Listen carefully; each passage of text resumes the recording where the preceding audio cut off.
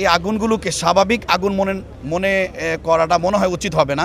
আগুনের তীব্রতা যখন বেশি ছিল তখন মাঝে মধ্যে দেখছি ফায়ারের মতো হয়, আওয়াজ হয়। এটা নাশকতামূলক কোনো আগুন হতে পারে। দারুল জান্নাহ বিমান কার্গো মসজিদের ইমাম ও খতিব, আজকে যে ভয়াবহ অগ্নিকাণ্ড ঘটেছে আমি একদম প্রত্যক্ষদর্শী। মোটামুটি শুরু থেকেই আগুনের সূত্রপাত আমি দেখে আসছি। ফায়ার সার্ভিস আনুমানিক আগুন লাগার প্রায় 1 ঘন্টা পরে আসছে। আমি যেটা মনে করি সেটা পরিকল্পিত আগুন ধরানো। আগুন এখনো চলছে, কয়েক হাজার কোটি টাকা ক্ষয় করতে হবে। প্রথম অবস্থায় আপনার আগুন লাগছে প্রায় 1:30টার দিকে, 1:30 থেকে 2টার মধ্যে আগুন লাগছে। প্রথমে লাগছে আপনার ওই পাশে 3 নাম্বার গেটে, ওইখান থেকে শুরু করে আস্তে আস্তে শাহজালাল আন্তর্জাতিক এয়ারপোর্টে আগুন লেগেছে। আগুন লেগে শত শত কোটি টাকা নষ্ট হয়েছে। এটা সাধারণ মানুষের যারা বিজনেস করে, এই যারা বিজনেসে বাহির থেকে মাল আনে, তাদের এই শত শত কোটি টাকা সেখানে নষ্ট হয়েছে। অনেকে হয়তোবা দেউলিয়া হয়ে যাবে সেই বঙ্গবাজারে আগুন লাগা মার্কেটের মালিকদের মতো। দর্শক, এই আগুন যে লেগেছে, এত নিরাপত্তা এয়ারপোর্টে, সবচেয়ে বেশি নিরাপত্তা, এত নিরাপত্তা থাকা সত্ত্বেও কেন আগুন লাগলো, এই সন্দেহ, এই সমালোচনাগুলো হচ্ছে।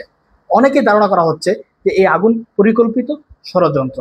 এমন প্রত্যক্ষদর্শী অনেকে বলার চেষ্টা করেছে, যখন ফায়ার সার্ভিস বিমান বাহিনীর ভিতরে ঢুকতে চাচ্ছিল এয়ারপোর্টের ভিতরে, তখন ফায়ার সার্ভিসকেও প্রথমে ঢুকতে দেওয়া হয়নি। অর্থাৎ ফায়ার সার্ভিস ঢুকতে দেরি হওয়ার কারণেই আগুন তীব্রতা হয়েছে। এবং আগুনের তীব্রতা ফায়ার সার্ভিস ঢুকার পরও ফায়ার সার্ভিস যত পানি দিচ্ছিল, আগুনের তীব্রতা আরো তীব্র আকার বাড়ছিল। দর্শক, সবকিছু মিলিয়ে ধারণা করা হচ্ছে, এবং যারা প্রত্যক্ষদর্শী সেখানে ছিলেন, আগুন লাগা দেখেছে, তাদেরও সন্দেহ এই আগুন পরিকল্পিত এবং ষড়যন্ত্র। আমরা প্রত্যক্ষদর্শী কয়েকজনের আমরা সাক্ষাৎকার দেখব, সেখান থেকে আমরা কিছুটা হলো বুঝতে পারবো যে আগুন যে পরিকল্পিত। চলুন আগে দেখি, এরপর বিশ্লেষণ করব। এই আগুনগুলোকে স্বাভাবিক আগুন মনে করাটা মনে হয় উচিত হবে না। আগুনের তীব্রতা যখন বেশি ছিল তখন মাঝে মধ্যে দেখছি ফায়ারের মতো হয়, আওয়াজ হয়।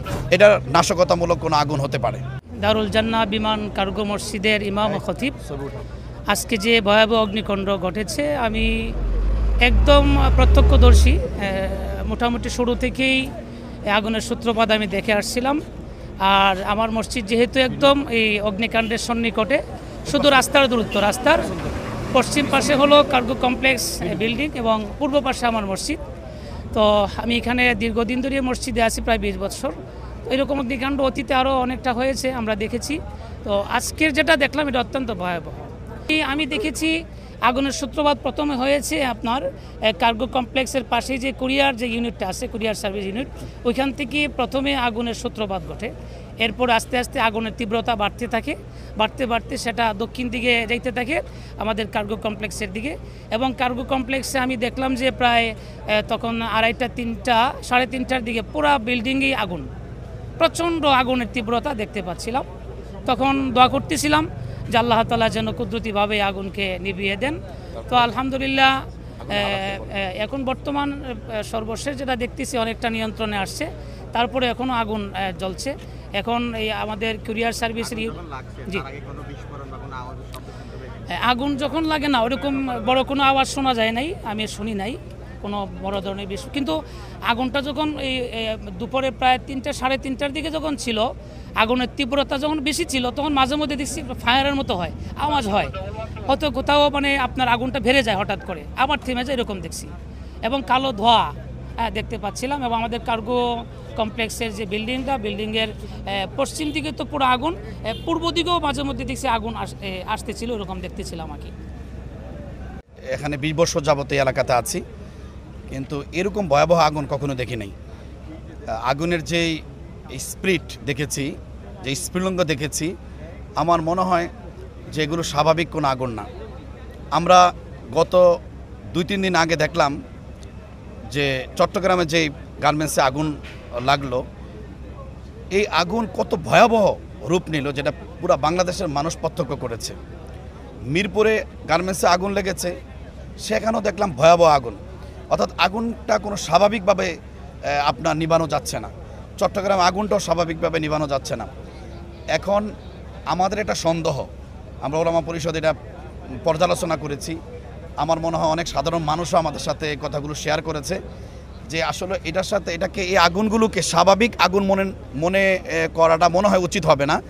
বরং সরকারের উচিত এটা গোয়েন্দা সংস্থার মাধ্যমে এটা ব্যাপকতর তদন্ত করা এবং তদন্তের মাধ্যমে বের করে আনা যে এটা কি আসলে স্বাভাবিক আগুন, নাকি বিগত ফেসিস্ট আওয়ামী সরকার তারা বিদায় নিয়েছে, তাদের দোসররা বাংলাদেশে নাশকতা করার লক্ষ্যে বাংলাদেশে একটা অরাজক পরিস্থিতি তৈরি করার জন্য এই আগুনের সন্ত্রাসী কার্যক্রম হাতে নিয়েছে। এটা আমাদের সন্দেহ হচ্ছে। এজন্য আমরা দাবি করছি বৃহত্তর উত্তরা ওলামা পরিষদের পক্ষ থেকে সরকার যেন ফায়ার সার্ভিস আনুমানিক আগুন লাগার প্রায় 1 ঘন্টা পরে আসছে। আমি যেটা মনে করি সেটা পরিকল্পিত আগুন ধরানো। আগুন এখনো চলছে। কয়েক হাজার কোটি টাকা ক্ষয় করতে হবে। প্রথম অবস্থায় আপনার আগুন লাগছে প্রায় 1:30টার দিকে, 1:30 থেকে 2টার মধ্যে আগুন লাগছে। প্রথমে লাগছে আপনার ওই যে ওই পাশে 3 নাম্বার গেটে, ওইখান থেকে শুরু করে আস্তে আস্তে আস্তে আস্তে তারপরে 2য় নাম্বার গেটে আসছে। এখানে হচ্ছে গার্মেন্টসের ওই গার্মেন্টসের যে এক্সপোর্টের মাল থাকে এইখানে। এরপরে এইখান থেকে আস্তে আস্তে এই কেমিক্যালের মধ্যে এখন পর্যন্ত এই পর্যন্ত এসে পড়ছে। তো ফায়ার সার্ভিস প্রথম অবস্থায় আপনার প্রায় 2টা-3টার দিকে, মানে 2টা-2:30টার দিকে ফায়ার সার্ভিস এখানে আসছে। যখন পুরোপুরি আগুন মানে পুরো বিল্ডিংয়ে ছড়াই গেছে তখন আসছে। আসার পরে তাড়াহুড়া করে সবাই মনে করেন যে এক পাশ থেকে দৌড়াদৌড়ি করে ওই পাশ থেকে আগুন নিভানো শুরু করছে। এখন পর্যন্ত মানে এই পর্যন্ত আসছে আর কি। 2:30টার দিকে আগুন লেগেছে, আপনি বলতেছেন 1:30-এর দিকে। আমি এইখানে 1:30টা বাজে আগুন লাগছে। আমি তো শুরু থেকেই এখানে 1:30টার সময় আগুন লাগছে। সর্বপ্রথম আগুন লাগছে ওই পাশে 3 নাম্বার গেটে, 1 নাম্বার গেটে, এক্সপোর্টের 1 নাম্বার গেট থেকে শুরু করে ওইখানে প্রথমে অল্প একটু আগুন লাগছিল। অল্প একটু আগুন লাগাতে ওইখানে প্রথম কেউ খেয়াল করে নাই, মানে গোডাউনের ভিতরে, আজকে তো বন্ধের দিন, গোডাউনের ভিতরে প্রথম কেউ খেয়াল করে নাই। পরে আস্তে আস্তে আগুনটা যখন বড় হয়েছে তখন খেয়াল করছে। খেয়াল করার পরে আস্তে আস্তে ওই 1 নাম্বার গেট থেকে 2 নাম্বার গেটে আসছে, যেখানে আপনার গার্মেন্টসের মালামাল থাকে। ওইখানে যখন বড় হয়েছে তখন ফায়ার সার্ভিস কল করা হয়েছে। তখন প্রায় আপনার আনুমানিক 2:30 কিংবা 2:30 অথবা 3টা এরকম হবে। ফায়ার সার্ভিস আনুমানিক আগুন লাগার প্রায় 1 ঘন্টা পরে আসছে। মানুষের ক্ষয়ক্ষতি বলতে সবাই তো ভিতরে তেমন কেউ ছিল না। আমি আমাদের এই যে ইউনাইটেড গ্রুপে ম্যানেজমেন্ট আছি। আমার নাম রিফাত। আমি এখানে আগুনটা প্রথম লাগছে সম্ভবত 1:30টার দিকে। আমার অফিস থেকে যখন ফোন দিছিল তখন আমাদের এখানে অনেক মালামাল আছে, প্রায় 50 কোটি টাকার মালামাল আমাদের আছে হেলথকেয়ার ফার্মাসিউটিক্যালে। তো অফিস থেকে ফোন দিয়েছিল, পরে আমরা শুনে আসলাম, ভিতরে এসে দেখি যে এখানে প্রথম কুরিয়ারের ইউনিটটা ধরছিল।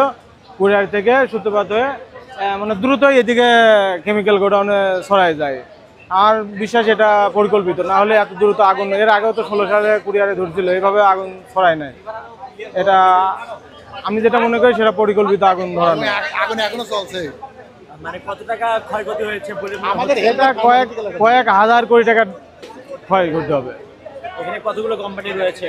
এখানে কয়েকশো কোম্পানির মেটেরিয়াল আছে, কয়েকশো কোম্পানি, গার্মেন্টস দিয়ে, কেমিক্যাল দিয়ে, ফার্মাসিউটিক্যাল দিয়ে। ধরনের প্রোডাক্ট বা কি কি এখানে গার্মেন্টসের সুতা থাকে, র মেটেরিয়াল থাকে, গার্মেন্টসের মেশিন থাকে, ফার্মাসিউটিক্যালের র থাকে, মেশিন থাকে, এমনি আছে কমার্শিয়াল আইটেম থাকে কিছু, সব জাতীয় আছে। হ্যাঁ, আপনাদের কোম্পানির কি নাম কি? Healthcare pharmaceutical. কত টাকার মালামাল ছিল বলে আমাদের আশা করছি মানে মিনিমাম 30 থেকে 40 কোটি টাকার মাল ভিতরে আছে। আপনার নাম কি?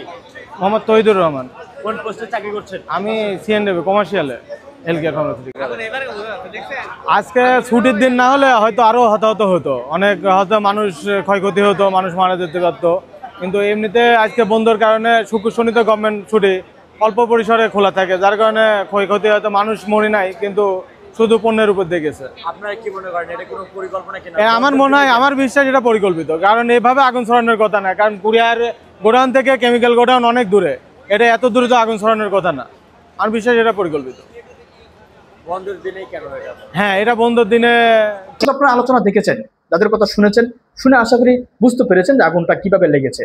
যিনি ছিলেন, যিনি কথা বলেছেন, সেখানে কার্গো মসজিদের ইমাম সাহেব ছিলেন এবং অনেক যারা সচক্ষে দেখেছেন আগুন লাগাটা, তাদেরও সন্দেহ যে আগুনটা ষড়যন্ত্র। আসলে কি ষড়যন্ত্র? অলরেডি এটা নিয়ে 7 বিশিষ্ট একটা তদন্ত কমিটি গঠন করা হয়েছে। এটা কি হাসিনার মতোই সেই তদন্ত কমিটি কিনা আমরা জানতে চাই। আমরা জানতে চাই যে হাসিনার মতোই এই তদন্ত কমিটি শুধু গঠন হবে, কোনো রিপোর্ট আসবে না।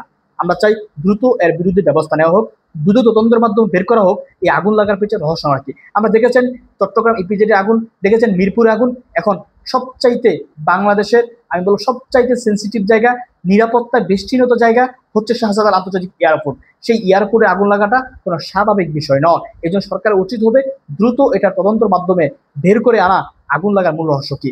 যদিও সেই আগের মতো বলে দেওয়া হয় সচিবালয়ে আগুন লেগেছে সার্কিট থেকে, এখানেও বলে দেওয়া হবে বিষাক্ত রাসায়নিক থেকে আগুন লেগেছে। এগুলো করে কিন্তু আসলে দেশকে বিপর্যয়ের দিকে আপনারা নিয়ে যাবেন, এগুলোর মাধ্যমে কিন্তু দেশকে ধ্বংসের দিকে আপনারা নিয়ে যাবেন যদি সঠিক তদন্ত করে বের করতে না পারেন আগুনটা কেন লেগেছে।